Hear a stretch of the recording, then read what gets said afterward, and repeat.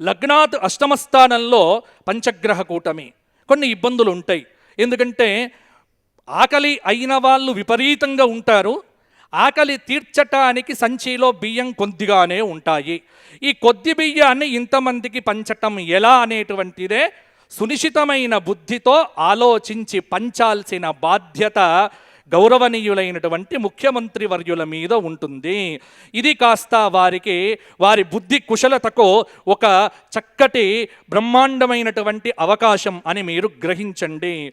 అలాగే కొన్ని ఇబ్బందులు ఉంటాయి. తుఫానులు, భూకంపాలు అప్పుడప్పుడు పలకరించవచ్చు. లగ్నాధిపతి అష్టమస్థాన స్థితి వల్ల ఆర్థిక భారంగానే ఉంటుంది. అన్నీ ఉన్నాయి కానీ పైసలు కొంత కావాలి. అందుకే వసుహు అంటే సంపదను తీసుకొని వచ్చింది ఈ సంవత్సరం. కాబట్టి మీరు ఎలా చేసినప్పటికీ ఈ సంవత్సరం డబ్బనేటువంటిది ప్రజలకు వస్తుంది. ఈ సంవత్సరం ఒకే ఒక్క వాక్యంలో నేను చెప్పబోతున్నా. ఏమిటి అంటే, ఈ సంవత్సరం ప్రజలైతే సంతోషంగా ఉంటారు. ఎందుకంటే చెప్పేవాడు కూడా సంతోష్ కుమార్ శాస్త్రి కాబట్టి ప్రజలంతా సంతోషంగా ఉంటారు.